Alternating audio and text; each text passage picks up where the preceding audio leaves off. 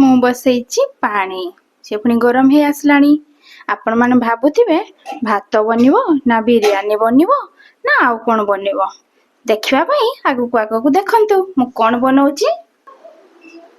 पानी एबे गरम हो बर्तमान पकाउची बासमती राइस।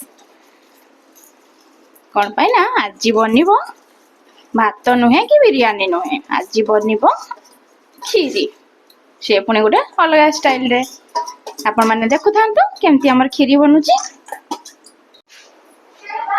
एबे तो मोर चावल फुटुची मु एबे पकोची टिके लूण आ ताको सिम कर देबी तापरे मझरे मझरे ताको चलौथिबी।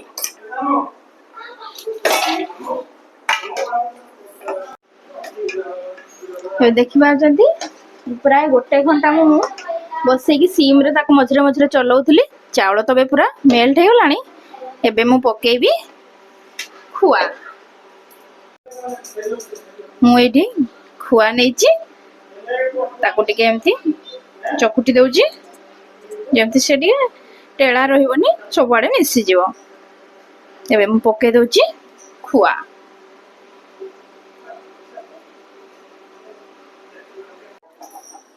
देखि पारछंती खुआ पके सारला परे कलर केमती आछी। एबे मु ताको 5-10 मिनिट छाड़ी देबी किंतु चलौथिबी। मु नेछि इलायची टिके बेसी की इलायची नेबे खीरी पई। एटे किसमिस एटे काजू आउ मिल्क मेड आउ सुगर चीनी जति परिमाण दरकार सेति पकेबी। एबे मु पके देबी मिल्क मेड। मु नेस्ले रो नेछि खुआ मिल्क मेड ए सब जिनस पकेला बेले हम चलेबे। मु बे सब बेले टिके टिके ताको चलौची नहले तळ आडू लागि जिवो आ सब बेकार हे जिवो।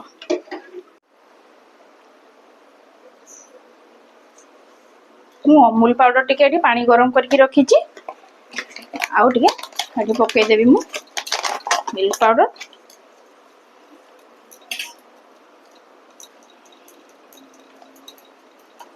गोलौची एबे आ काजू किसमिस भी देखि पारछंती मु ताको घियो रे भाजी की रखी देछि। एठी मु मिल्क पाउडर गोले दउछि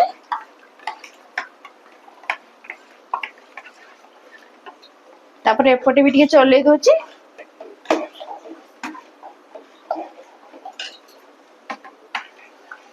तापरे एबे मु पकोछि मिल्क पाउडर।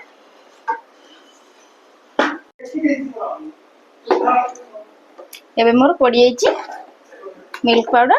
तापर मु टिके चले दउछि तापर ताको मु किछि टाइम छाड़ दउछि।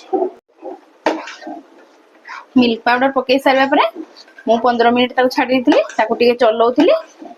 एबे मु पकेउछि चीनी। चीनी मु पके देछि। आपे आपण माने आपनकर मिठा जतिके सेतिकी परिमाण रे पकेबे। मु टिके अल्प पकेछि जेतु एठे प्राय मिठा जिंस पड़ीछि। आपण माने जदि मो चैनल को सब्सक्राइब करना हंती ताले जल्दी जल्दी जानतु मो चैनल माँ झियों को रोसई को सब्सक्राइब करंतु। वर्तमान मु पके दउछि काजू किसमिस तापरे ताको टिके चले दउछि। तापरे जो मु इलायची कुटी की रखिछि ताको पके देली। तापरे हम ताको चले दउछि। तापरे एबे मु पकोछि एटा होछि पूरा लास्ट गुआ घियो।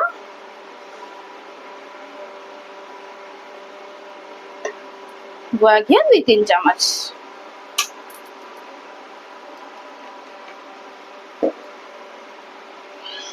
हमर खीरी वर्तमान हो जाइछि पूरा रेडी। एमिति आगो को नुआ नुआ वीडियो देखिया पई मो चैनल माँ झियों को रोसई को सब्सक्राइब करंतु।